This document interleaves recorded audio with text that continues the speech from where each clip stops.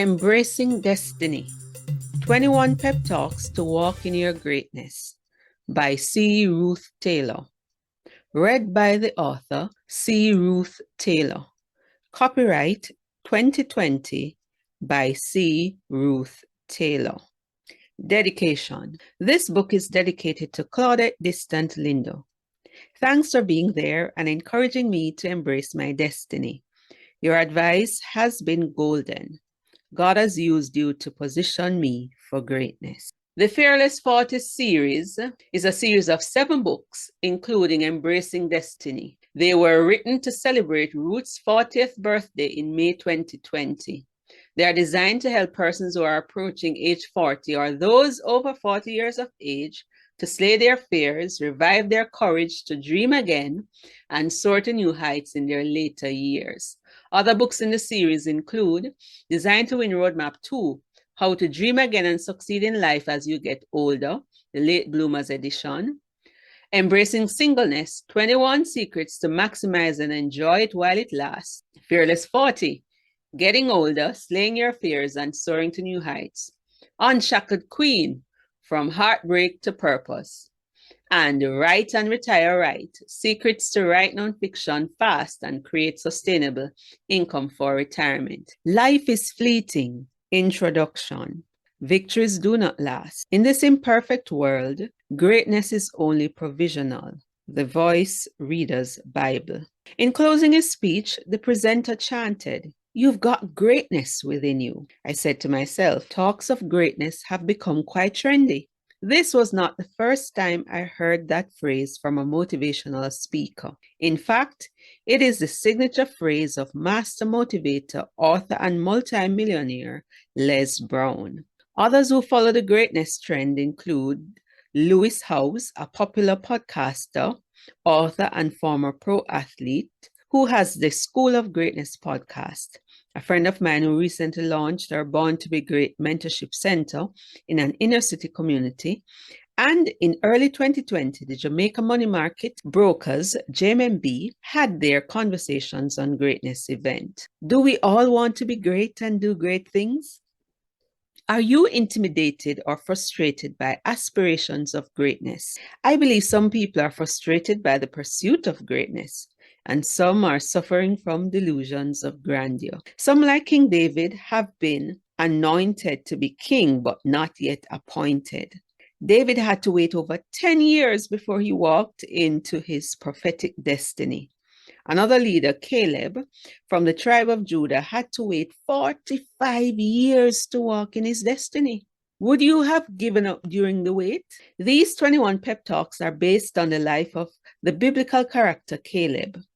It has been written to provide inspiration, hope, and encouragement to those who are in the waiting period, who have big dreams that are not materializing.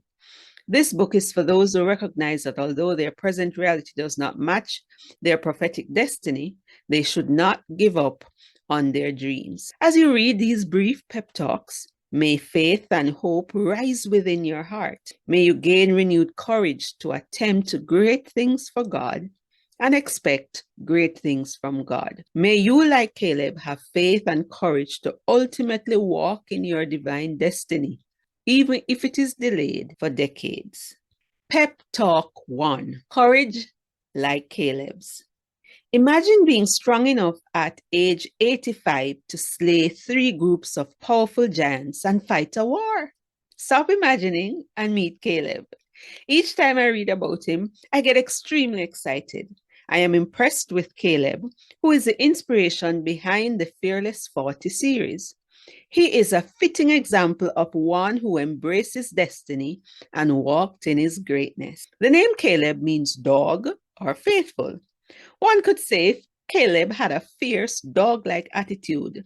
Dogs are known to be fierce, faithful animals, as well as man's best friend. They are loyal to their masters, and they don't readily back away from danger. Similarly, Caleb was faithful to God, his master, and fearless in the face of danger. Caleb, son of Jephunneh, first comes to our attention in the book of Numbers, chapter 13, as one of the 12 spies, that is, one of the 12 leaders of the tribes of Israel who went to spy out the promised land. The promised land was a territory that God had promised to the descendants of Israel. However, an entire generation of the first set of people who should have possessed it forfeited their inheritance because of fear and discouragement. Only 2 people from that generation entered the promised land, one of whom was Caleb and the other Joshua. 45 years later, we see Caleb still taking steps to walk in his destiny. After 45 years, Caleb went to the nation's leader, Joshua, to claim his inheritance, his promised land, and he got it. This is what Caleb said. Remember what the Lord said to Moses, the man of God, about you and me when we were at Kadesh Barnea. I was 40 years old when Moses, the servant of the Lord, sent me to Kadesh Barnea to explore the land of Canaan. I returned and gave an honest report. But my brothers who went with me frightened the people from entering the promised land. For my part, I wholeheartedly followed the Lord, my God. Joshua 14, 6b to 9. Embracing destiny is about possessing your inheritance and slaying the personal giants that prevent you from walking into your destiny. In sharing Caleb's story, I want to inspire you to slay your fears and walk in your divine destiny. In this, the 4th innings of my life, I am seeking to adopt the spirit of Caleb in the face of tremendous opposition. In preparing this book for publication in 2020, the world went into great hysteria, panic, and fear over the COVID-19 and novel coronavirus, which has been infecting people in almost all the countries on earth. Entire countries and cities have been declared disaster areas and are on lockdown. But I am determined to live fearlessly like Caleb in the midst of COVID-19. I tell myself, fear not, be like Caleb. Trust in God and walk in your divine destiny. Onwards then, let's learn to rise and conquer. Let's slay our giants and enter our promised land. Read and reflect on how Caleb got his promised land. Personal reflection, Joshua 14 and 15. How Caleb got his promised land. A delegation from the tribe of Judah, led by Caleb, son of Jephunneh the Kenizzite, came to Joshua at Gilgal.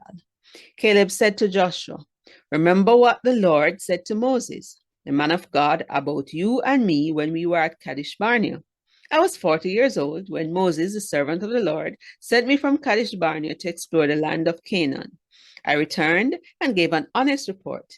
But my brothers who went with me frightened the people from entering the promised land. For my part, I wholeheartedly followed the Lord my God. So that day, Moses solemnly promised me, the land of Canaan on which you were just walking will be your grant of land and that of your descendants forever, because you wholeheartedly followed the Lord my God. Now, as you can see, the Lord has kept me alive and well, as he has promised all these 45 years since Moses made this promise, even while Israel wandered in the wilderness. Today I am 85 years old. I am as strong now as I was when Moses sent me on that journey, and I can still travel and fight as well as I could then. So give me the hill country that the Lord promised me. You'll remember that as scouts, we found the descendants of Anak living there in great walled towns. But if the Lord is with me, I will drive them out of the land, just as the Lord said. So Joshua blessed Caleb, son of Jephunneh, and gave Hebron to him as his portion of the land. Hebron still belongs to the descendants of Caleb, son of Jephunneh the Kenizzite, because he wholeheartedly followed the Lord, the God of Israel. Previously, Hebron had been called Kiriath Arba. It had been named after Arba, a great hero of the descendants of Anak, and the land rested from war. Questions. What insights did you gain about embracing destiny from reading Caleb's story? What did you learn about the dangers of fear? How has Caleb's story inspired you? Pep Talk 2, Dealing with Delay. Would you still believe in a promise and have a good attitude if you had to wait 45 years for its fulfillment, like Caleb? Caleb still believed in the promises of God despite 45 years of delay. This makes Caleb quite an extraordinary person. As we saw in the last chapter, Caleb said at 85 years old, "Give me this mountain." He proclaimed he was still as strong as he was when Moses led Israel 45 years prior. He was still able to fight and work. With confidence and fortitude, he asked Joshua to give him his own fortified cities where the greatest of the giants still lived. 45 years of hope, undaunted by time. Caleb was still eager to claim what was rightfully his. In this season, God has been using the life of Caleb to challenge me to walk in my destiny. There are promises that God has spoken about my life since I was 17 years old that are yet to be fulfilled. Unlike Caleb, there have been times when I have given up and I have wavered in the face of overwhelming odds. It's really hard to believe when dreams have been delayed and you're getting older. Caleb's story reminds us not to give up. Caleb did not enter into his inheritance until age 85. Would you still believe God for marriage, for example, as you get older, and that promise has not yet been fulfilled? Would you still believe God for that degree, even after age 80? Of course, Caleb is not alone in seeing the promises of God fulfilled after many decades. Sarah conceived after age 85. Abraham got his promised child at age 100. The question is, will you, like Caleb, still believe that God will do what he promised in the face of delay and powerful opposition? Personal reflection.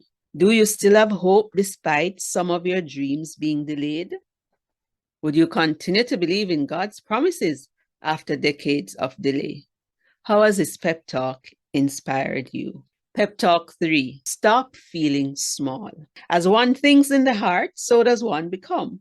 If you feel small in many areas of your life, you will start acting small or engage in self-deprecatory behavior. Feeling small is a dangerous thing. In Caleb's story, we see some of the saddest words in scripture in terms of how God's chosen people perceived themselves in Numbers 13:33.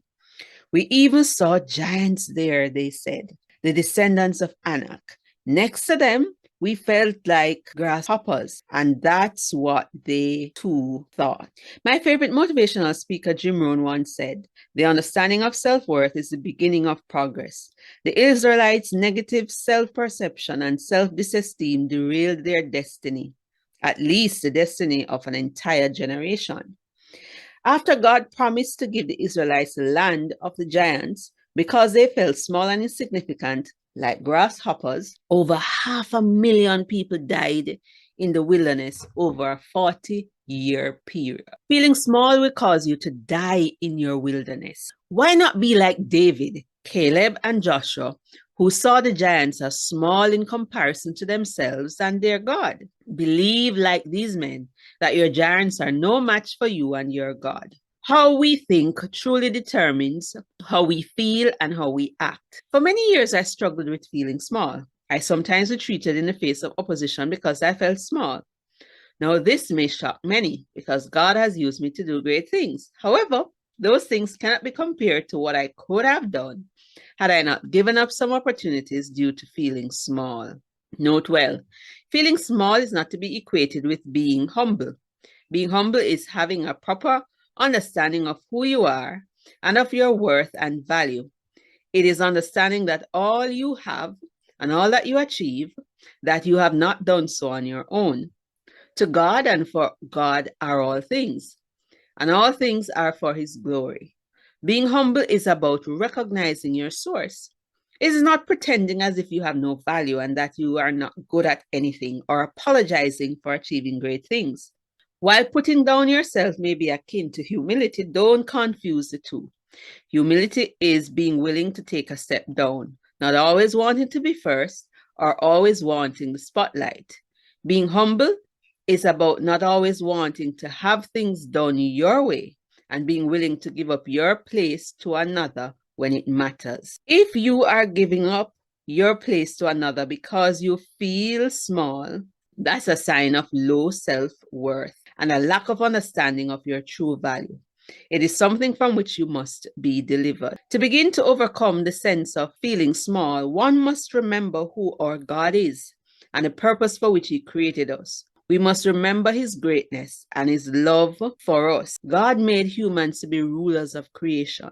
Great things and great responsibilities are not given to small people. Stop feeling small. Jesus died to save valuable creatures, and that's no small thing.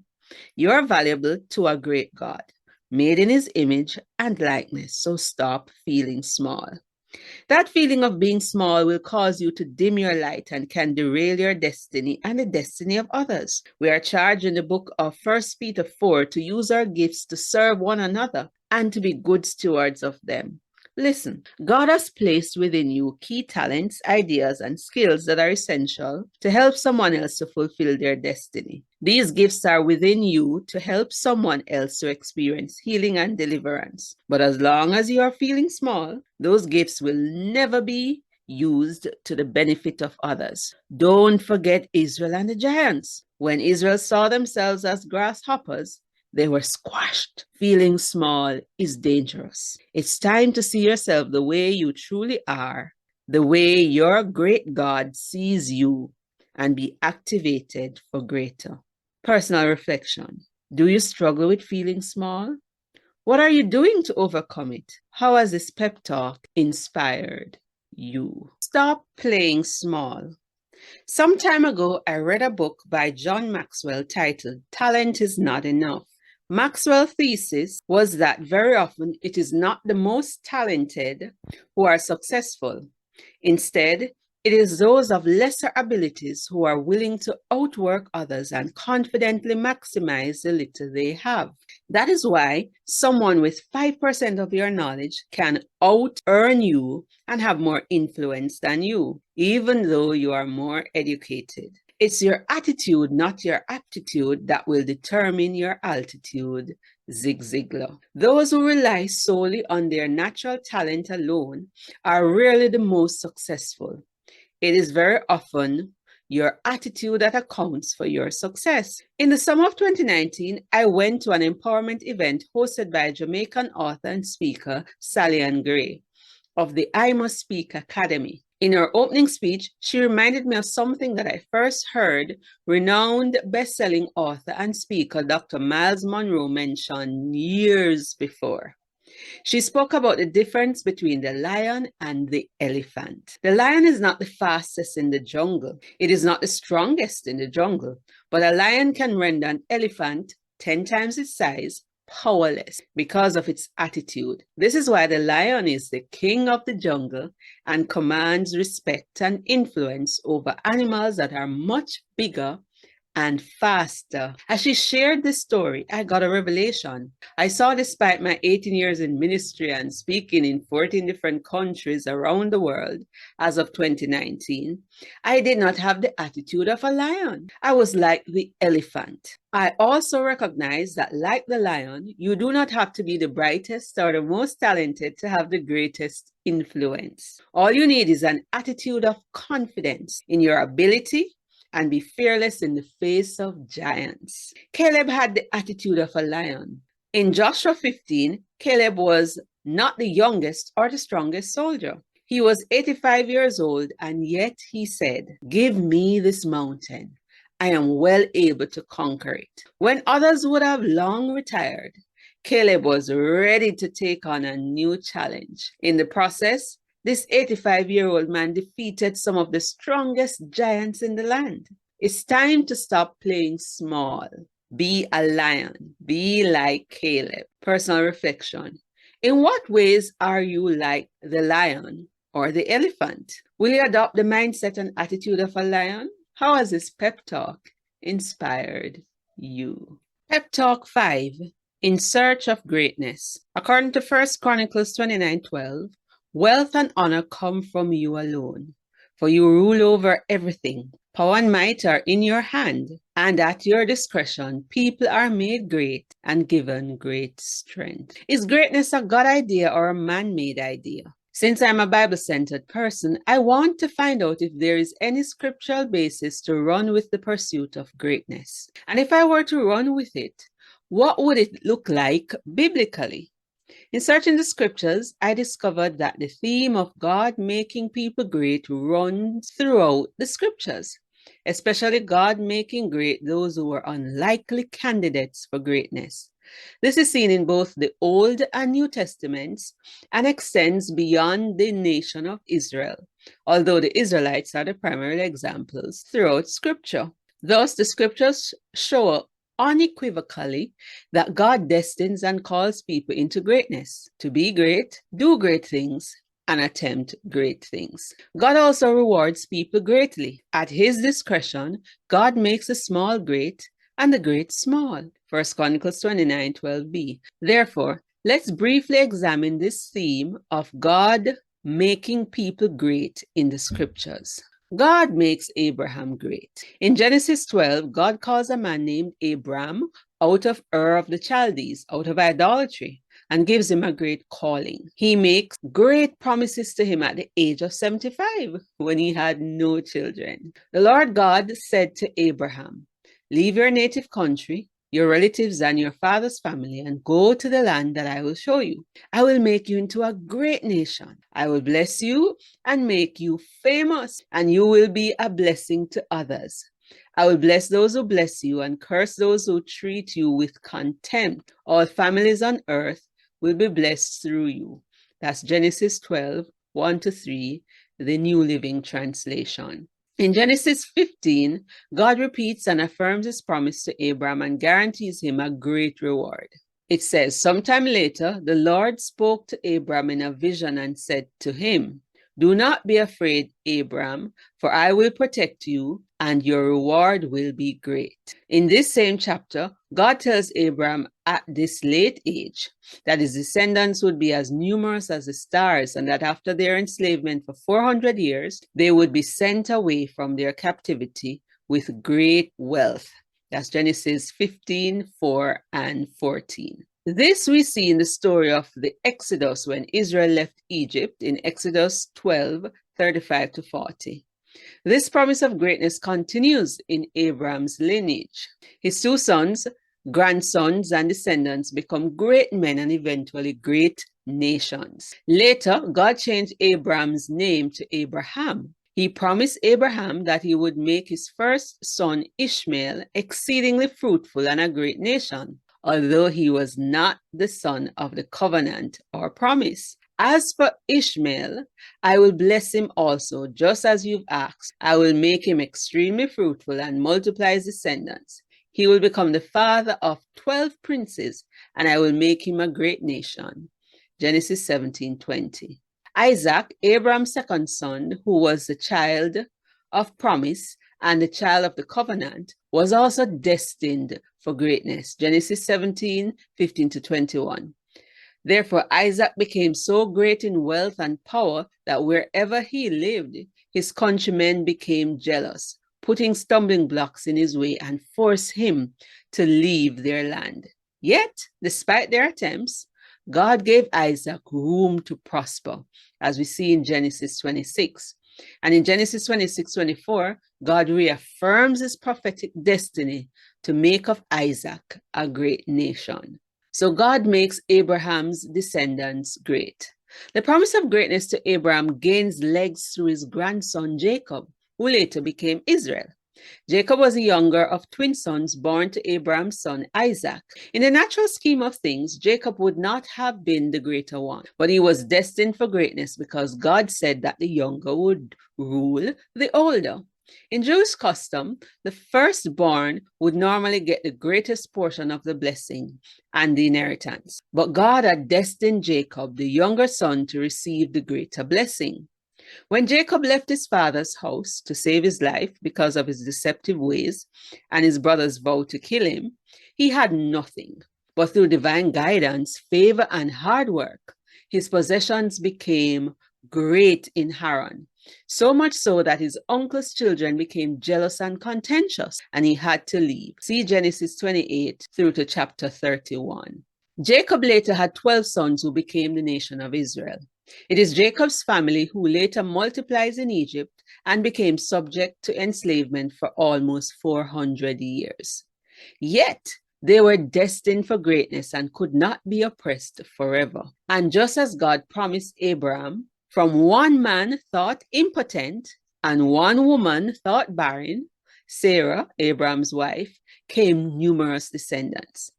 In Deuteronomy 12:7, God reminds Israel that it was his decision to make them great because of his covenant with Abraham. It was not because they were greater than the other nations. In fact, they were the smallest. This is another evidence of how God makes small great. God also warned them of the dangers of forgetting that he was the one who made them great. In Deuteronomy 7, God told Israel that he would give them the territories of 7 nations greater and more numerous than they were. He did this because he chose them as his own special treasure. It wasn't anything they had done. God had simply set his affection on them because of his love and the covenant he made with Abraham. This is why he rescued Israel from Egypt and lavished his love upon Israel, making them great in the land of Canaan. Other examples of how God makes people great abound. For example, in the life of David, considered to be the least of his brothers and the lowly shepherd, see 1 Samuel 16, God made him Israel's greatest king and the standard for all future kings. All other kings are compared to him.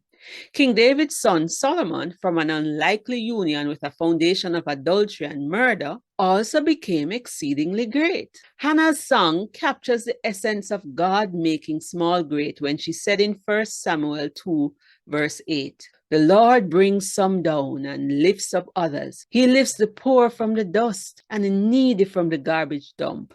He sets them among princes and places them in seats of honor." God makes a family from Nazareth great. The theme of greatness is not only found in the Old Testament, but can also be seen in the New Testament. For example, in Luke chapter 1, in Nazareth, a place where no one expected anything good to come from, God chose a virgin, a young woman by the name of Mary, to bring forth the Messiah, Savior of the world. He chose her to bring forth someone who would become great. God chose her for a great purpose. We see in verse 14 that the angel told her she had found favor with God.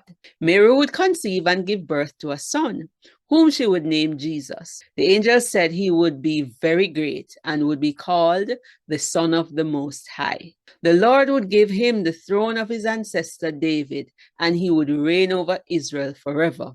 His kingdom will never end. See Luke 1, 30 to 33. We find in the same story that God uses in one family 2 unlikely women for a great purpose, to bring forth 2 of the world's greatest men. The older cousin Elizabeth and her husband were very old and advanced in years. They served God faithfully, but never had children. However, in their advanced years, like Abraham, God decided to bless them with a son and give them great joy and gladness in their old age. Of that son, the angel said to Elizabeth's husband, "Your wife Elizabeth will give you a son, and you are to name him John. You will have great joy and gladness, and many will rejoice at his birth, for he will be great in the eyes of the Lord." See Luke 1, 13 to 15. Over in Nazareth, Elizabeth's cousin Mary also had an angelic encounter. She was the virgin we spoke of earlier, who was chosen for an exceedingly great purpose, to give birth to the greatest human who would ever live, Jesus the Messiah, whose kingdom will never end. Personal reflection. We must recognize God's hand in making us great. Failure to give God credit for greatness can lead to one's destruction and disgrace. We see this when the king of Babylon, the great Nebuchadnezzar, said, "Look at the great kingdoms that I have built by my might and power." See Daniel 4. That God caused him to lose his mind and eat grass until he acknowledged God for making him great. When Nebuchadnezzar acknowledged God, after 7 years, God restored his rulership. Perhaps like me, you've been uncomfortable with a call to greatness or the idea of God making someone like you great. May this brief reflection reassure you of its biblical validity. May you embrace your destiny and give God glory as you walk in your greatness. As the great missionary statesman William Carey said, expect great things from God and attempt great things for God. I urge you, therefore, to be great and do great things for God's glory. Questions. What are your thoughts on the subject of human greatness? Do you feel called to be great? Have you learned anything new from this Pep Talk? Pep Talk 6, Embracing Destiny. In 2012, I wrote a greatness pledge for myself and my mentees. I was inspired by a speech given by one of the greatest motivators on the planet, Les Brown, at the Georgia Dome to 80,000 people. This pledge is a staple in my teaching, coaching, and mentoring programs. I repeat this pledge in moments of despair and have the last line posted in my bedroom. In fact, God has used this greatness pledge to revive my courage many times. These are the words of my greatness pledge. There's greatness in me. It's possible to live my dreams. No matter how bad it is or how bad it gets, I'm going to make it. With faith, courage, and consistent action, I'm going to make it. It's not over until I win. I know there is a call on my life to do great things for God. In November 2016, I put a poster in my bedroom with the words, I embrace God's destiny for my life. I was making a resolution, although I was not quite sure how things would pan out. In that year, I decided to stop running and embrace my call to do great things for God. Jesus' definition of greatness. Jesus defined true greatness as service to many and having a childlike attitude of faith and trust in God. Jesus' disciples battled ambitions of greatness. Read the account in Mark 9:33-37 and pay close attention to Jesus' response. After they arrived at Capernaum and settled in a house, Jesus asked his disciples, "What were you discussing out on the road?" But they didn't answer because they had been arguing about which of them was the greatest. He sat down, called 12 disciples over to him and said, "Whoever wants to be first must take last place and be the servant of everyone else." Then he put a little child among them. Taking the child in his arms, he said to them, "Anyone who welcomes a little child like this on my behalf welcomes me. And anyone who welcomes me welcomes not only me, but also the Father who sent me." Jesus, the greatest of all human beings, in my estimation, modeled his definition of greatness before his disciples when, as their Lord and Master, he washed their dirty feet. Imagine that. Jesus, the greatest person and leader who ever lived, who has served the greatest number of people, John 3:16, who conquered humankind's greatest enemies of sin, death, and Satan, paused to wash dirty feet. His is the greatest story ever told and the greatest mission ever undertaken. And yet, he had time to do the lowliest task of washing dirty feet. He's the greatest one who alone has the gift of eternal life, according to John 6:47, who alone can save humankind and restore the universe to what it was truly intended to be. If he who upholds the universe by the word of his power, according to Hebrews 13:8, could wash dirty feet and still be great, then I must reconsider popular notions of greatness. Greatness comes with humility. In a world where greatness is associated with position, wealth, education, and skills, it is good to know that our great God is not afraid or ashamed to be associated with the lowly. As we consider humility and greatness, be reminded that wherever your greatness quest leads you, go humbly and serve like Jesus. Wherever greatness leads me, my prayer is to still see and follow in Jesus' footsteps. How about you? Questions for personal reflection. Do you accept the call to be great? What are some of the great things God has laid on your heart? How has this pep talk inspired you? Pep Talk 7, The Power of Perception. Leadership expert Dr. John Maxwell defines leadership as influence. As a leader, are you leading your people to confidence or fear? In the book of Numbers 12 heads of Israel, leaders of each tribe, were chosen to survey the promised land. 10 leaders came back with a report that inspired fear. They confirmed that the promised land was indeed a very rich one. They even brought evidence of the fruitfulness of the land, but they emphasized that the people who already lived there were really strong. They said their cities were enormous and fortified. What's more, we saw Anakites there, descendants of giants. We looked like grasshoppers compared to them, and they know it. That's Numbers 13, 27 to 29. In response to their observation, Caleb said, "We should go right away and take it over because we are surely able." But other leaders said, "Not so. The land we surveyed virtually eats its own, and the people themselves are gigantic. We saw massive giants, descendants from the ancient Nephilim." Numbers 14, 1 to 4. The leaders saw themselves as grasshoppers and projected their negative self-perception onto their opposition. The negative self-perception caused almost 2 million people to groan and weep all night and refuse to take what was promised to them. The leaders' problem was not just a negative perception of themselves, but also of God. The people started wishing they had died in Egypt, the land of their captivity. They said that God had liberated them to later slaughter them. The men of the camp said their women and young children would be dragged off as plunder and taken as objects for pleasure. Imagine that. They wished they could return to the very same slavery from which they cried out to God to deliver them. Their negative self-perception brought about their undoing. The story has many lessons for us today. Your negative self-perception can lead you back into captivity. It is important that you see yourself how God sees you regardless of the negatives in front of you. Regardless of your struggles, it's important that you see yourself the way God sees you. Despite the miracles God had performed on their behalf, they still didn't know God, that He loved them and would continue to protect and deliver them despite powerful opposition. As a result, the very thing that they feared came upon them over a 40-year period. Over 600,000 men, 20 years and older, of fighting age died in the wilderness along with these 10 leaders, whose negative self-perception had infected the whole community. I take the story very seriously because I see how dangerous negative self-perception can be. It is interesting when we read the whole story, we learn that the inhabitants of the land, in fact, feared them. The 10 leaders wrongfully assumed because of their size that the giants saw them as grasshoppers. Do you really have an accurate perception of yourself? If your self-perception is flawed, it will not only prevent you from getting to your destiny, but it can prevent others from arriving at theirs.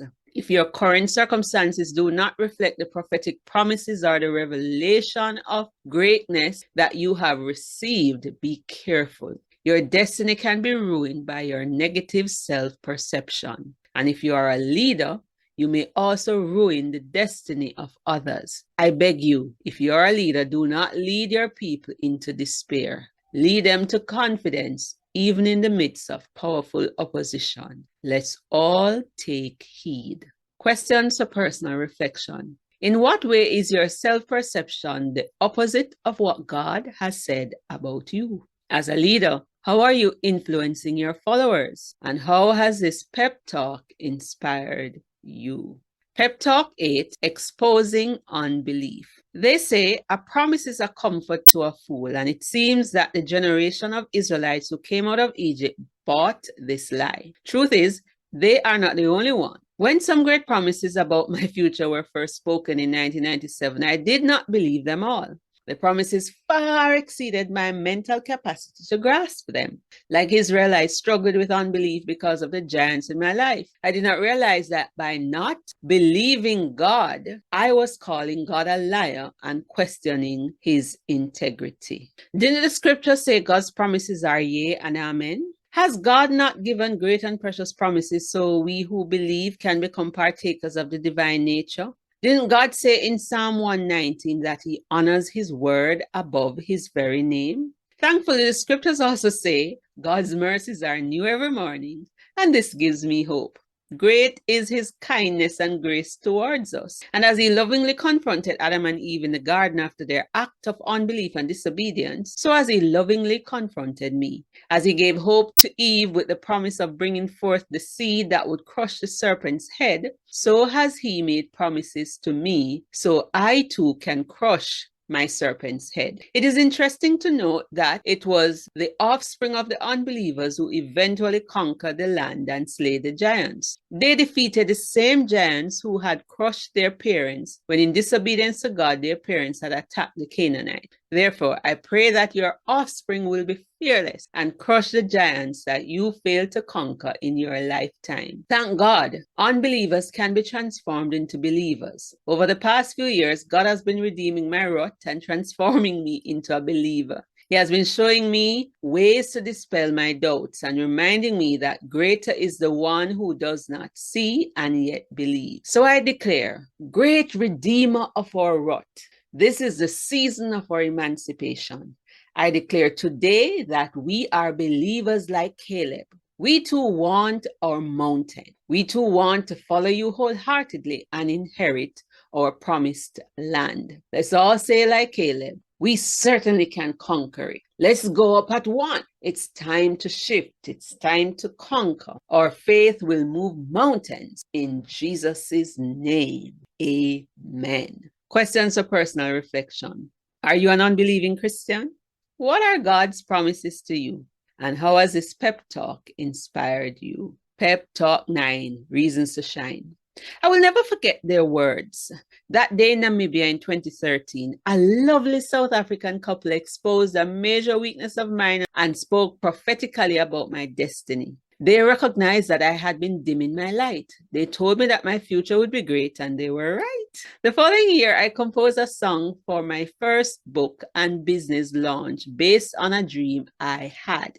It was titled Reasons to Shine.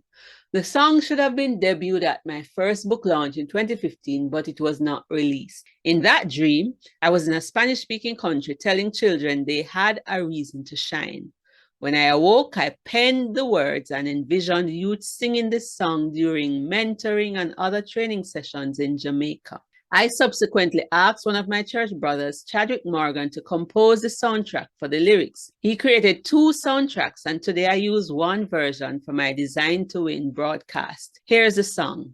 Come now, look at me, you'll see. I have a reason to shine, for I am a child of the King, and I have a reason to shine. There's greatness inside of me. I have a reason to shine. No matter how bad it is or how bad it gets, I'm going to make it somehow. It's not over. It's not over. It's not over until I win. I am designed to win, and I have a reason to shine. With faith, courage, and consistent action, I'm going to make it, you'll see. For I am a child of the King, and I have a reason to shine. I now recognize that this song was not just for the youth, it was for me. I too have a reason to shine. May this song challenge you to believe that there is greatness inside you too. We all have reasons to shine. Yes, we have had some downfalls, but we have a reason to shine.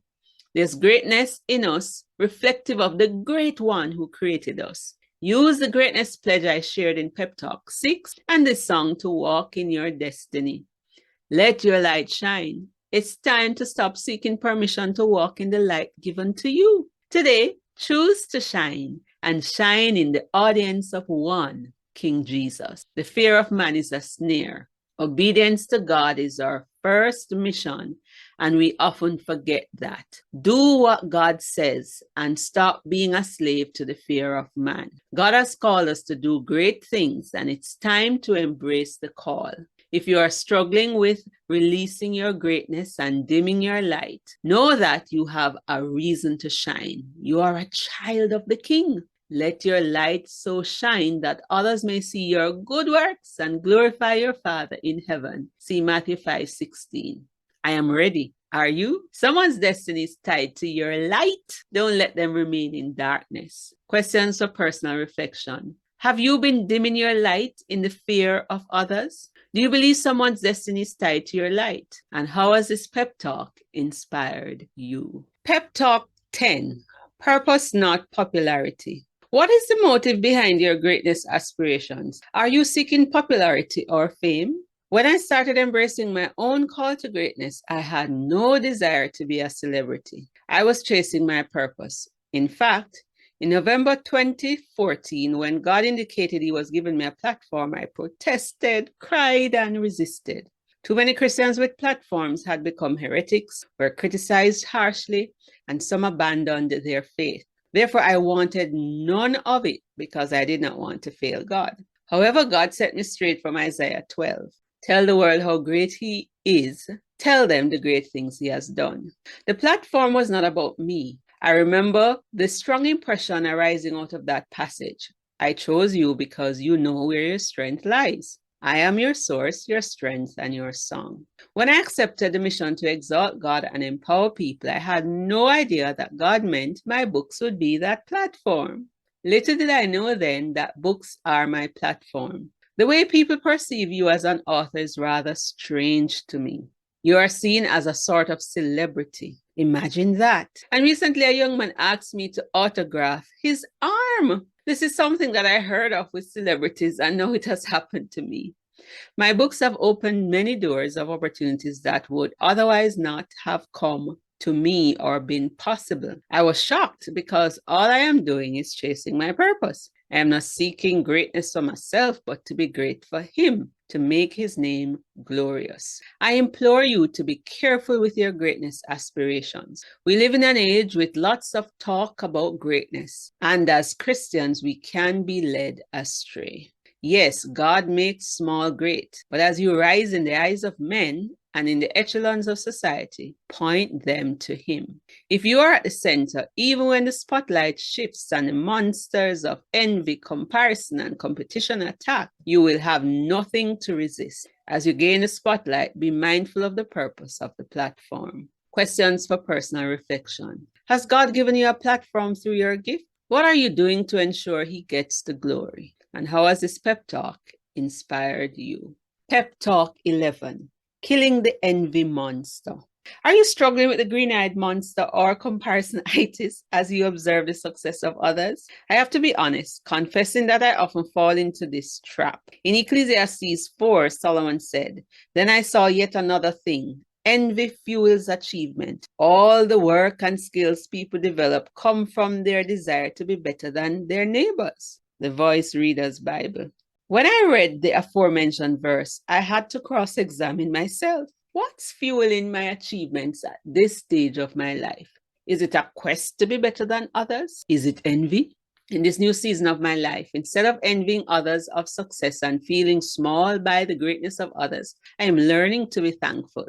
Gratitude is an antidote to envy, competition, and jealousy. I am grateful for the gift of life, and it is my responsibility to steward my gifts well.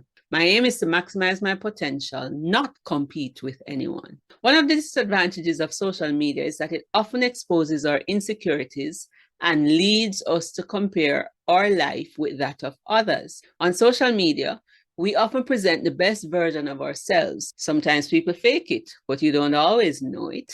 Global connectivity has its disadvantages. I often pray for God to deliver me from the ill effects of social media, and when comparisonitis rears its ugly head, I start expressing gratitude.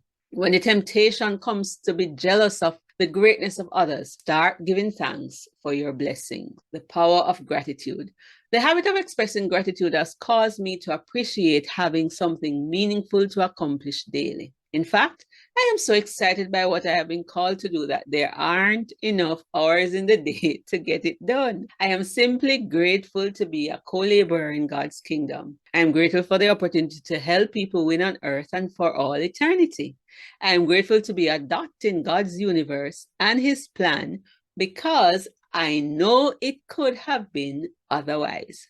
Again, the writer of Ecclesiastes gives us some insights. Then it dawned on me that this is good and proper, to eat and drink and find the good in all the toil that we undertake under the sun during the few days God has given, for this is our lot in life.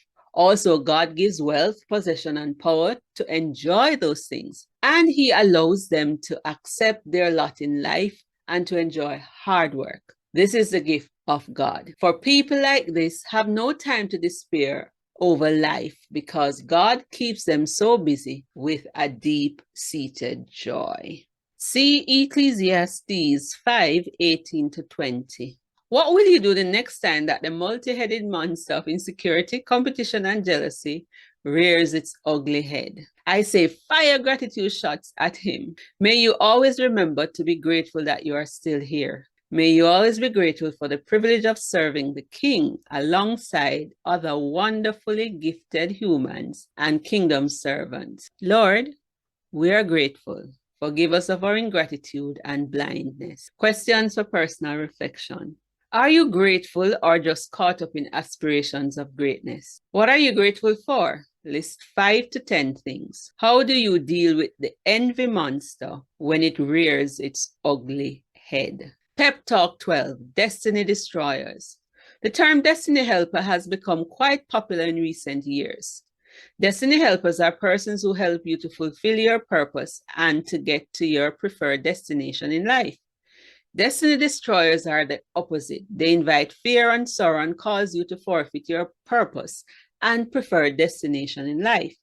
The leaders in Caleb's story were destiny destroyers. Of course, they would not have called themselves destiny destroyers, but realists and pragmatists. They analyzed the situation at hand and compared themselves to the inhabitants of the land of Canaan, their promised land. After self-examination, they came to the conclusion that they were grasshoppers in comparison to the inhabitants of the land of Canaan. At that time, they were living in tents, and inhabitants of the land lived in fortified cities with a citizenry inclusive of giants. Israel had just been liberated from 400 years of slavery. Therefore, how could a nation of ex-slaves conquer such a people? The destiny destroyers' natural perspective was completely void of divine possibilities. They had no faith in God and were effectively calling God a wicked liar. And despite their miraculous deliverance from slavery, they believed God's ultimate plan was to ruin them and their family. In fact, they said it so in Numbers 13, 30-33. But Caleb tried to quiet the people as they stood before Moses. Let's go at once and take the land, he said. We can certainly conquer it. But the other men who had explored the land with him disagreed. We can't go up against them. They're stronger than we are. So they spread this bad report about the land among the Israelites. The land we traveled through and explored will devour anyone who goes to live there. All the people we saw were huge. We even saw giants there, the descendants of Anak. Next to them, we felt like grasshoppers. And that's what they thought too. Numbers 13, 30-33. Then the whole community began weeping aloud. This is from Numbers 14, 1-4. Their voices rose in a great chorus of protest against Moses and Aaron.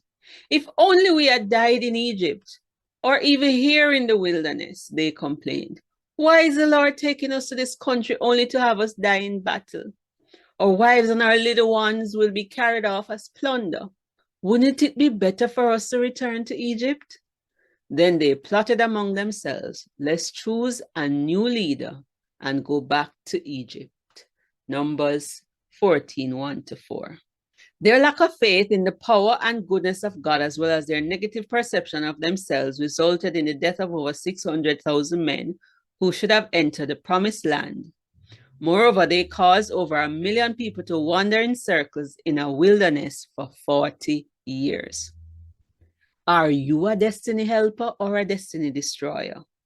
When someone shares their dream with you and their circumstances do not in any way, shape, or form reflect that dream, will you be a destiny helper or a destiny destroyer? In the face of incredible odds, will you be a destiny helper or a destiny destroyer? If you choose to live in fear or make decisions solely based on your present capacity and human capabilities, then you run the risk of forfeiting your destiny. Very often, the mission to which God calls us does not reflect our present capacity. It is reflective of His vision of what we can become in the future. God lives outside of time, and He already sees the end from the beginning. He knows the future, and because we cannot see the end, we often find it very difficult to believe what God says. How could God call you a millionaire when at present you are broke? How could God call you a mighty man of value when at present you are hiding from the enemy? How could God say that the land is yours when it is currently occupied by giants? If we fail to see as God sees and operate in a realm of fear, then we will not only destroy our destinies, but we may also destroy the destiny of others. This is exactly what happened to the men of fighting age, 20 years and older, who came out of Egypt. They believed the negative report of 10 leaders who could not see beyond the obstacles to believe the promises of God. On the other hand, sometimes you are your own destiny destroyer. You, like me, may find yourself in a place of unbelief regarding the great things God has said He will do through you and for you. If you are in this place, I implore you to remember that with God, all things are possible. And if you find yourself surrounded by people who discourage you from pursuing the great things God has shown you, it's possible you are surrounded by destiny destroyers. Therefore, in the spirit of Joshua and Caleb, I implore you to arise in faith and seize your destiny. I encourage you to become a destiny helper and not a destiny destroyer. Questions for personal reflection. What has God said about your future that you find hard to believe? Will you be a destiny destroyer or a destiny helper? How has this pep talk inspired you? Pep Talk 13, co-laborers or competitors. What do you do when you see others coming out with the very same ideas that you have? What do you do when it seems like others are copying you or you're accused of copying others? What do you do when you're chasing God's purpose for your life and others think you're competing with them because you're doing similar things? After publishing my first book in 2015 through a hybrid publisher, I felt God wanted me to self-publish, but I was very reluctant to publish for others. In that period of reluctance, I helped a few people, but never pushed or pursued self-publishing as a business. Meanwhile, another young author and friend of mine who published after me pursued the business of publishing vigorously. Consequently, by the time I was ready to publish for others, I got an accusatory call from a leader that made me want to quit. But I decided I would finally obey God and not run from the call to publish for others any longer. I learned in that process that delayed obedience can be costly. I also learned that none of us have a monopoly on ideas. In fact, ideas are not subject to copyright until expressed in certain formats. And yes, in business, he who first shares or brings the idea to market owns the idea. But that doesn't mean that others cannot do likewise. As there are many lawyers, teachers, and doctors, so there are many preachers, publishers, car dealers, and many products of the same kind. However, each product or service provider has its place and its buyers. What matters is having an abundance mindset, and this is vital. When you can find an item in many places, it is better for the customer. Competition benefits the consumer. When there is competition, the rates are normally lower for the buyer. This forces sellers to be innovative to remain relevant and in business. In the indie publishing industry, I am not the right fit for all authors. For example, I don't do coffee table books or magazines. This leaves room for other publishers. Similarly, when I'm trying to learn something, I watch multiple YouTube videos. I don't usually understand from one teacher. Can you imagine if there was no abundance? I would have to settle with one video that may be unhelpful. The biggest revelation in response to multiple people offering similar services in Christendom is to see it from a kingdom perspective. In the body of Christ, God has placed many gifts, but for one purpose: to build up the body and advance the kingdom. My gifts expressed in business are not about me. They are for the glory of the kingdom. Therefore, from a kingdom perspective, there are no competitors but co-laborers, and every laborer must do his or her best to excel for the glory of the king. Am I writing and publishing for my glory or God's? As kingdom citizens, we are on one team, working for the glory of one king. It's like an Olympic team. Each person must excel and try to win gold. But the glory goes to one country. Our glory goes to King Jesus, the King of all kings. Another key is understanding your purpose. When we forget our purpose, we lose our way. And this leads to jealousy, envy, malice, and pride, all of which lead to division and destruction. According to 1 Corinthians 10:31, whatever we do, whether we eat or drink, all we do should be for the glory of God, not self. So the next time you have a similar business idea to someone else or want to do what someone else is doing, examine yourself. Clarify your mission and purpose. Is it about doing better than the next person, or is it genuinely about meeting a need and advancing the kingdom? Is it about maximizing your gift or hopping on the latest trend? Note, if what you want to do is being done by 1 million people, it means there is a demand for it. It doesn't mean you should not add your voice or style. Your unique voice and style matter. Finally, if you feel God wants you to do it, regardless of the competition, obey God and do it with all your might. See yourself as a co-laborer. Collaborate when you can and don't compete as the world does. Questions for personal reflection. Are you afraid to embark on something because others are already doing it? How will you deal with possible accusations or negative feedback? How has this pep talk inspired you? Pep Talk 14, Reframing Failure. Many years ago, as a terrified young lady, I went for my 2-part driving test to get my driver's license. It took me a long time to pass the art test, but I did. It was then that I recognized the power of fear. When it was time to do the road test, fear caused me to forfeit the effort. That evening, I returned to school. I was doing my master's degree at the time. After relaying my story to a colleague, he literally held my hand and took me to the administrative office to show me something. It was a poem in the administrative office titled "Don't Quit." And with that, I resolved to drive again. Shortly after, I read a book by John Maxwell titled The Winning Attitude. In that book, I learned to reframe failure. Failure, said Maxwell, is not final. It is just an event. I should not take it personally. Take the I out of failure. Failure is a backdoor to success. If you're going to embrace your destiny and walk in it, you must redefine failure. I now see failure as further attempts at learning how to get the right results. I recognize that my failed experiences are the learning experiences which have laid the foundation for the ministry I now have. Some of us, including myself, learn best from first-hand experiences. My failures sent me on a learning journey to study and improve my skills. In the process, I got better in the areas where I previously failed. Now, I pass on these lessons to young people and they are appreciative of them. And you are also reading some of them in this book. With the right attitude, when I returned from my road test the second time, I knew before the test that I would pass it. I was confident. I had practiced and I was ready for the road before getting into the car. That day, I passed the test with flying colors. In looking back at the story of the children of Israel who entered their promised land, I noticed that, unlike the older generation that died in the wilderness, their offspring had a winning attitude.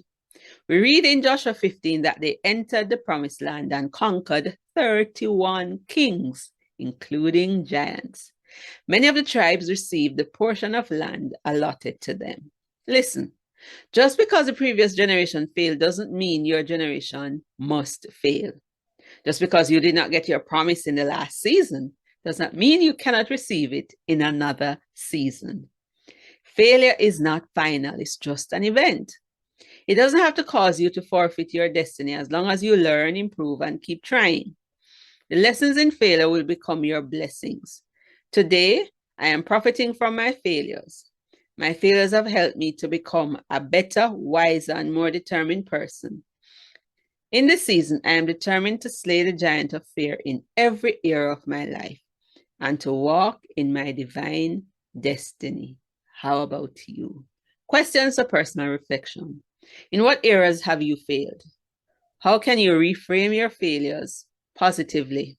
How has this pep talk inspired you? Pep Talk 15, same praise, different yields. Don't let another's yield intimidate you, because as long as you do your best with your gift, you too will hear, "Well done," regardless of the differences in yield. In Matthew 25, Jesus tells a story about 3 servants whose masters gave them different bags of talents. When many think of talents today, they think of a gift. But according to Wikipedia, a talent was a bag of gold valued at least $6,000 today. It would have taken someone almost 1 year to earn one bag of talent. In this story, one servant got 10 bags, another 5, and the other 1 bag. The servant with 10 invested it and got 10 more. The servant with 5 did the same and got 5 more. However, the servant with 1 buried it. He did not add or multiply his amount for fear of his master and because of a measure of ingratitude. After a long time, the master returned and checked on his investments. The master's praise is the subject of this pep talk. He gave the same praise, "Well done," to both servants who multiplied their money and got 100% return. In Jamaica, we would say, "Them spin it." In other words, they multiplied their money. The master in return gave them rulership over a number of cities, mirroring the number of talents each received. However, the servant who did nothing was chastised, and his bag of talents given to the servant who was able to manage 10 talents and became ruler over 10 cities. Management and distribution lessons. This is an important lesson in management and stewardship, as well as distribution of gifts and talents. Every person does not have the same ability to lead or manage. Some will be better managers of 5 or 10, others hundreds or thousands, and some millions. God gives each of us what he believes we can manage, and if we do well with what we have, more responsibilities will be given. Regardless of the level of responsibility or number of talents bestowed, if we all maximize our gifts, positions, or responsibilities, the praise will be the same. Don't be upset if someone gets more gifts, clients, opportunities, blessings, etc. than you. Maximize what you have and you will be rewarded. Don't envy the produce of the mango tree if you're a coconut tree. Be the best coconut tree you can be and bear as much as you can. Don't shrink back because you're a smaller tree. If you're a tomato tree, maximize your production and don't ask why you were not able to produce as many fruits as the cherry tree. Cherry trees are expected to give greater yields than tomato trees. Don't watch the yields or bury your talent. Don't be intimidated by the level of success of others. Do your best with what God gives you, and you will get the same praise. Don't compare and get jealous because others outshine you or do better. Be the best at what you do with what you are given. Remember, in the end, as a kingdom citizen, the glory goes to one King. We're ultimately working for his praise, not the praise of men. Does that make sense? Questions for personal reflection. How much responsibility or talent have you been given? Are you maximizing it or shrinking back in fear or jealousy of the achievements of others? And how has this pep talk inspired you? Pep Talk 16, don't reject God's plan. Does God's revealed plan for your life seem crazy? Don't be too quick to dismiss it. Remember in Caleb's story that when the people saw the magnitude of what God had called them to do, they rejected his plan with disastrous effects. However, when Moses, Caleb, and Joshua saw the magnitude of the challenge, they had a different perspective. Moses, as head of the nation of Israel at that time, believed in God's plan, although the people thought he was crazy. Consequently, the people plotted to overthrow him and appoint a new leader to take them to a different destination, back to the land of their captivity. They also tried to stone Joshua and Caleb to death. No wonder God said their attitude was contemptuous. In looking at this story, I recognize the ways in which I too have rejected some of God's revealed plans for my life. And why not in the natural? Think about this. How could God call a suicidal, insecure, fearful teenager to an international ministry? Yet those were the words spoken prophetically to me at age 17. How could God see me as a great leader, traveling and speaking around the world when I struggled with timidity and lacked confidence at that time? How could God call me wealthy when I have struggled financially most of my life? Even more, how could God call me to marry when I've had a string of failed relationships? How will I still have a child when I am almost 40 years old and unmarried? These are some of the plans God has revealed to me over the years. The question is, will I look at these promises like Moses, Caleb, and Joshua, or will I be like the 10 unbelieving leaders? It is a dangerous thing to reject God's plan.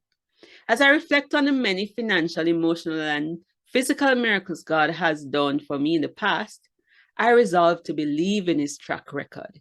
If he says this is my destiny, it is so, despite the powerful personal giants that are facing me. I will say like Caleb, be not afraid. With God we can conquer. How about you? Questions for personal reflection. In what way are you rejecting God's plan? What are the obstacles to execute God's plan? How has this pep talk inspired you? Pep Talk 17, Leaps of Faith. No more 9-to-5 jobs. No more 9-to-5 jobs. It seemed crazy when I felt God was calling me to never work another full-time job, and it was difficult to accept. However, I understood the purpose. He wanted to give me the freedom to travel and minister anywhere in the world he wanted me to go. Obedience was not easy because I was not financially stable. I knew, however, that this was also the opportunity to fulfill a long-time dream of mine to work from home and build a business for transformation and ministry. Later, when the financial crunch hit me, I cried out in despair. Then an offer came to work at a top high school on the island, and I knew I couldn't take it. It was hard living on the edge. It was hard looking at an empty fridge and counting pennies. After giving up this opportunity, in came another call to work part-time with the National Vocational Training Agency in Jamaica. When I examined the offer, I realized that it would enhance the vision God had given me, and I accepted the offer. Working with this organization turned out to be one of the greatest blessings. It was there I discovered my passion for teaching young adults and developed my skills as a personal development and career coach. Nevertheless, after 3 years, I sensed my time was up and God was asking me to take the big leap to become a full-time author entrepreneur or authorpreneur. Hence, in July 2018, I left. Leaving my part-time job and becoming an authorpreneur was just the first leap. The second leap involved extending my publishing services to others as a viable business. And despite my initial reluctance, I now understand how this has activated me for greater service. The third leap of faith involved going back to school to resume my doctoral studies. How could I take this leap of faith with no money at such a time in my entrepreneurial journey? Well, God made a way again, and I resumed my studies. And thus far, this program of studies is proving to be just the training I need to be activated for greater service. The fourth leap of faith involved the execution of the Destined to Win Youth Conference a year later. This was a big challenge because the timing just did not seem right. Nevertheless, God gave me insight and a strategy to get it done, and the conference was executed successfully.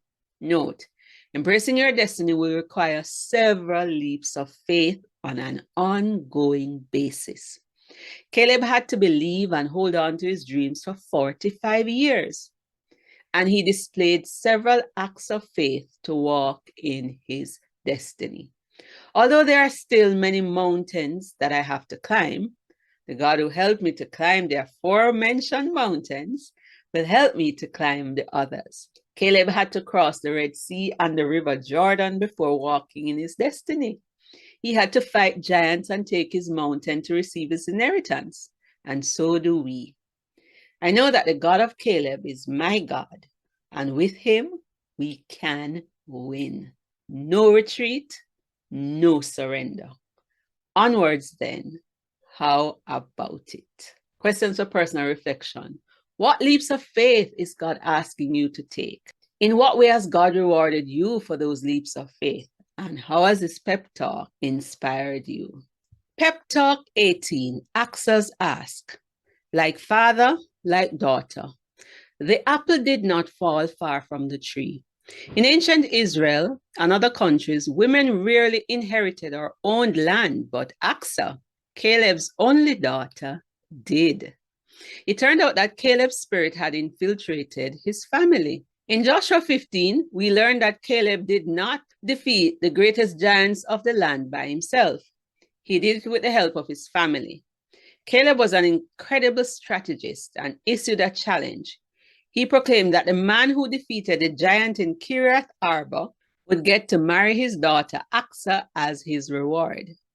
In response to this challenge, his nephew Othniel slew the giant and won himself a beautiful bride. Legend has it that Achsah was exceedingly beautiful, but as courageous as Othniel was, it seemed to ask Caleb for more land was unthinkable. Achsah had received as her dowry a portion of land in the southern region, a desert area. But she wanted more. She therefore asked her husband to petition her dad, Caleb, for springs to irrigate the land. Othniel perhaps was afraid, so Achsah respectfully and boldly made the request herself. Surprisingly, her dad graciously granted her request in excess of what she asked. Achsah ended up with the upper and lower springs in the Negev.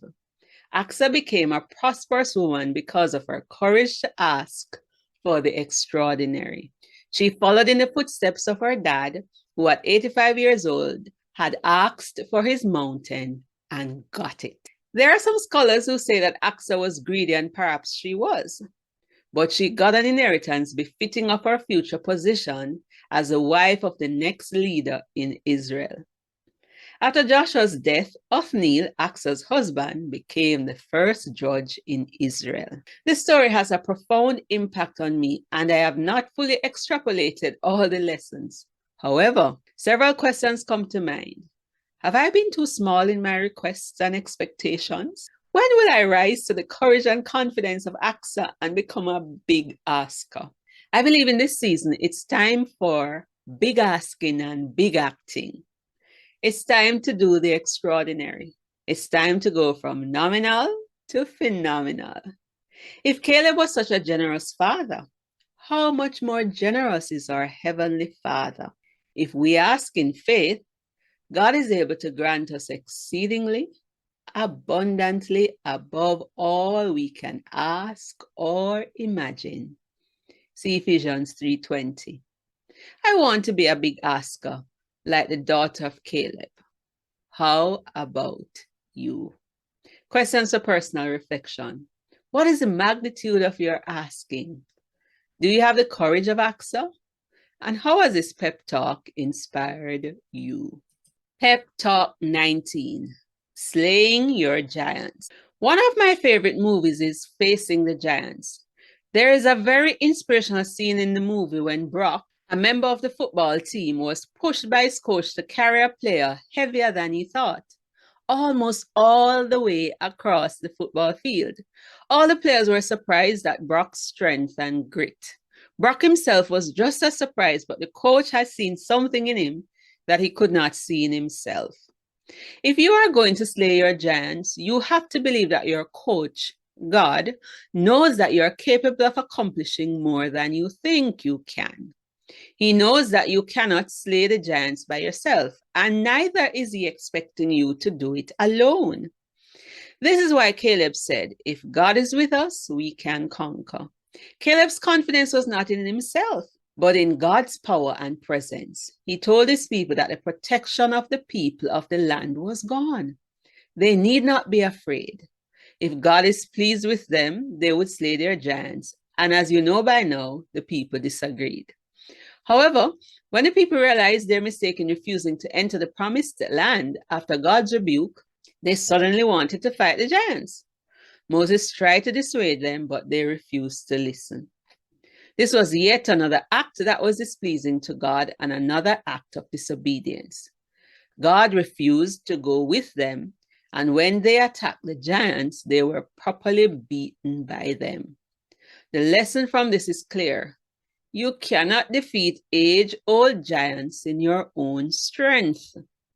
Interestingly, 40 years later, the next generation with God's guidance defeated 31 giant kings and received their inheritance. This means it doesn't matter how long your giants have existed. If God says it's time to fight, you can conquer them. and you will win if you're willing and obedient. This is very encouraging. I believe this is a season where my giants of fear, doubt, unbelief, insecurity, and inferiority will be slain. Like Caleb, I say to myself, be not afraid. With God, we can conquer. How about you? Questions of personal reflection. What giants have you been facing for a long time? Do you believe after so many years they can be conquered? And how has this pep talk inspired you? Pep Talk 20, the gift of regret. I no longer despise my failures. They are the fuel to the fire of my glorious future. As I prepared for Africa Missions 2017, as usual, I had no money, but I was determined to go and I went. During my season of preparation for the trip, while in fasting and prayer, God led me to Isaiah 54. He used this passage to impress upon my heart strongly that he was causing me to forget the shame of my youth. I regretted the opportunities missed and I dreaded reaching 40 in a material and financial rut. The truth is that I have not been a complete failure, although I've had many regrets. These regrets can blind us to our progress. I recognize in my 39th year that I had much for which to be grateful. 3 things have gone very well for me that I am very proud of. My engagement in missions, sending over 200 persons overseas to do ministry, my educational achievements, and my book writing endeavors. In my 39th year, my perspective shifted. I began to see these feelings of regret as a gift in disguise. Here's why. In listening to a podcast with author and leadership expert Michael Hyatt, he said, "What if regret were a feature and not a bug?" Hyatt explained that a psychology professor at the University of Michigan, Janet Landman, had identified several benefits of regret, including 1. Instruction. Regret is a form of instruction. Reflecting on our missed steps is critical to avoiding those missteps in the future. 2. Motivation to change. Regret not only tells us that something is wrong, but it forces us to do something about it. 3. Integrity. Regret can be a moral compass that lets us know when we have veered off course. Other researchers have found that the feelings of dissatisfaction drive us to correct and fix what is wrong. Regret, therefore, is the fuel for an opportunity and the springboard for a better future. I can definitely relate to these findings. It is my regrets that have fueled my ministry to empower others, especially youths, to get it right early. It is my regrets that forced me to study and find solutions to my problems. It is my regrets that have now caused me to realize the dangers of fear and unbelief. It is my regrets that forced me to embrace my destiny and become determined to conquer fear and walk in my divine greatness. Living without regret. In 2012, after watching author and Christian motivational speaker Zig Ziglar's funeral, I adopted his philosophy of living without regrets. In one of the tributes at the funeral, someone mentioned a phrase that Ziglar lived by. "I am glad I did," rather than "I wish I had." I decided that day that I would face my fears and make the decision which would cause me to say, "I'm glad I did." I know my future is bright. Strong trees don't grow overnight, and the bigger the building, the deeper the foundation. My 30s were my foundation years to prepare for the next season. When you think long term, do you see things differently? Believe, like Caleb, that your later years will be greater. Believe you can still conquer giants in your later years. As Isaiah 54 says, "Spread wide your tent. The children of the barren woman will be greater than those of the married woman." Let every regret shape you for your glorious future to win in the next season. My slow progress has been training ground for greater things. Look out, 40. My most productive years, if Jesus tarries and my life is spared, are still ahead of me. The best is yet to come. I look forward to saying like the psalmist, "This is the Lord's doing, and it is marvelous in our eyes." No more shame, no more regret. If you're struggling in your wilderness, may God grant you a picture of your promised land. If you're struggling with the regret, find the gift in it. Don't let regret cause you to forfeit your future. Questions for personal reflection. What are the 3 things you regret the most? Can you identify the gift in them? And how has this pep talk inspired you? Pep Talk 21, Activated for Greater. In the summer of 2019, I was invited to speak at Grace Missionary Church on the topic of using our gifts in missions. While preparing for this speaking engagement, I read an article by Michael O., head of the Luzon movement, titled An Apology to the 99% from the 1%. This article captured the essence of the result coming out of Luzon 2019, where 700 Christian workplace leaders had gathered from more than 100 nations. These leaders essentially said that the 99% of Christian believers who are not in professional Christian ministry, that is pastors, teachers, evangelists, missionaries, etc., do not exist to help professional ministry leaders fulfill their Great Commission. The 1% exists to help the 99% to do it. Very often, the majority of the church believes the responsibility of making disciples rests primarily on the 1% in professional Christian ministry. The majority believe that the role of the rest of us is to support the professional clergy in this endeavor. This statement is a radical call to shift how the church in the West operates. But it goes back to how God designed it in Ephesians 4, where Paul says that the role of the apostles, prophets, pastors, evangelists, and teachers is to prepare God's people for their work of ministry. That Sunday, I was not quite sure what title to give my message, but after I got home, the phrase, activate the 99% came to mind, and I knew exactly how I would do it. With my gift of writing and teaching people how to write and publish books, I can activate more of the 99% for greater ministry. When someone tries to write a book, especially a purpose-driven book, it amplifies their reach. If you write it, you will speak it to more people. With your book, you will get more opportunities to share your message with the masses, as against sharing it with one particular audience. This work is part of my prophetic destiny. As I slay my giant of fear and embrace my destiny, I will activate more people to do greater works through writing. I will not be like the 10 leaders who frightened over 500,000 people from entering their promised land. I will follow the Lord wholeheartedly and walk boldly into my destiny like Caleb. How about you? Questions for personal reflection. What are your gifts?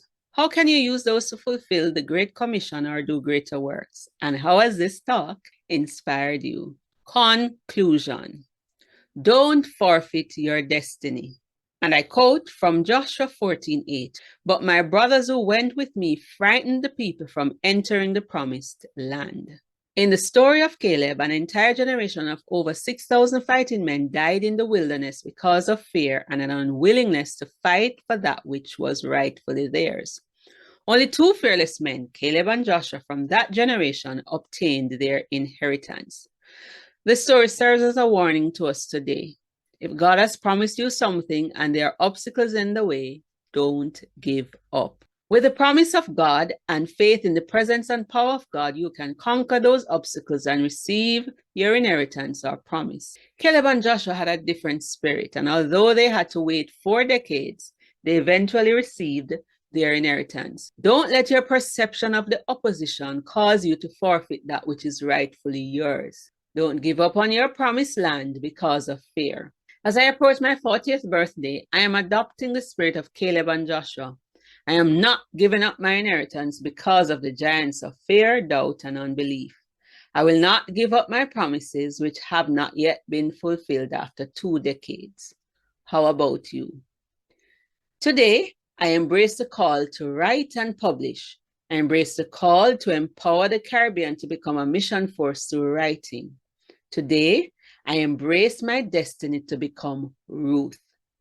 It is my destiny to become Ruth, to embody the principles in the book of Ruth. The book of Ruth is rich with life-winning principles for the 21st century and beyond. It's instructive and inspiring, filled with messages of hope and instructions to care for the poor, lead a business, find a marriage partner, and overcome tragedy and poverty. The book of Ruth shows how God shapes people for his purpose. It reminds us of divine providence, maintaining faith in crises, and so much more. Today, I affirm this commitment. I embrace the destiny and plans God has for my life. My vision is possible. I shall continue to study the book of Ruth and seek to live and become it. This is my prophetic destiny. So today I declare again, I am Ruth. Now it's your turn to embrace your destiny. What is your prophetic destiny? Will you embrace God's call for your life? What changes will you make in your personal life after reading this book? Grateful acknowledgments. I am grateful to God for his clear guidance to publish this book. To my immediate family, especially my mother, thanks for partnering with me on this journey. To Shauna Gay Gregory Edwards, thank you for proofreading this book to ensure it is error-free. Book reviews. Please don't forget to submit a book review wherever you bought this book online or heard it, and send your feedback to the author. Thank you. Resources by C. Ruth Taylor. You can go to authorpreneursecrets.com/resources to see all the writing and publishing resources that I have for you. There are about 12 resources there, including the audiobook, The Rocket Writer, How to Write a Nonfiction Book in 24 Hours. If you're interested in a community to support you on your author journey, join our free Facebook tribe in the Authorpreneurs. You've just heard Embracing Destiny by C. Ruth Taylor, read by the author C. Ruth Taylor. Copyright 2020 by C. Ruth Taylor.